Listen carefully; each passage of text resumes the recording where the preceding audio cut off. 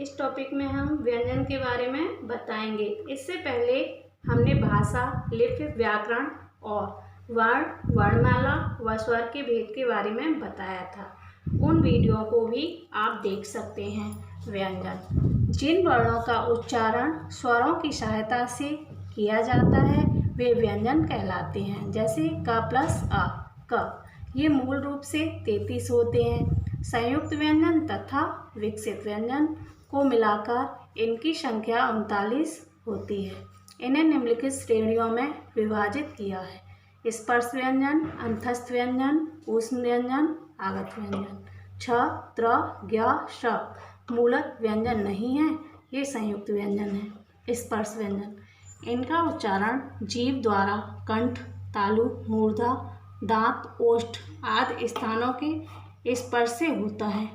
इनके 5 वर्ग होते हैं। प्रत्येक वर्ग में 5 वर्ण हैं। हर वर्ग का नाम उसके प्रथम वर्ण के नाम पर रखा गया है। वर्ग का अंतिम 5वां वर्ण पंचमाक्षर पंचम वर्ण कहलाता है। वर्ग, वर्ण, उच्चारण स्थान, वर्ण नाम। क वर्ग क, ख, ग, घ, ङ कंठ, कंठ है। च वर्ग च, छ, ज, झ, य तालु, तालव्य। ट वर्ग ट, ठ, ड, ढ, ण, ढ, ढ मूर्धा, मूर्धन्य। त वर्ग त, थ, द, ध, न दांत, दंतय। प वर्ग प, फ, ब, भ, म ओष्ठ, ओष्ठय।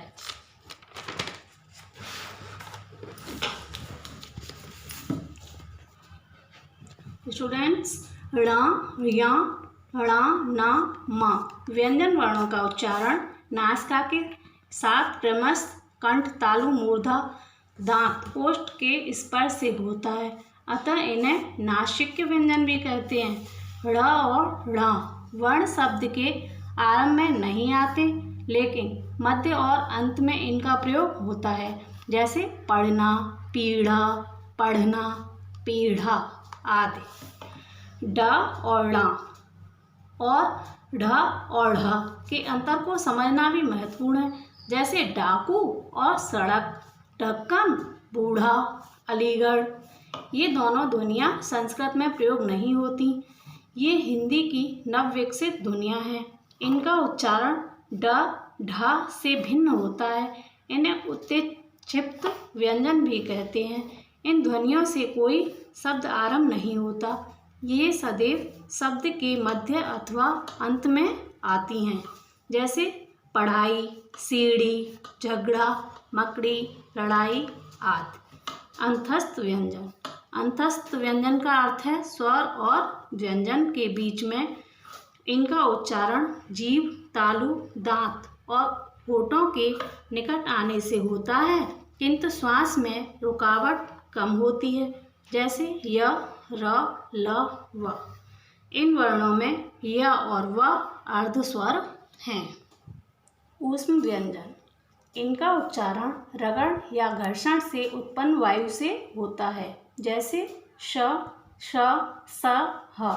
श के उच्चारण में जीभ तालु को और स के उच्चारण में दांतों की जड़ को छूती है। श को मूर्धन्य वर्ण कहा जाता है, किंतु इसका उच्चारण अब प्राय स की भांति होता है।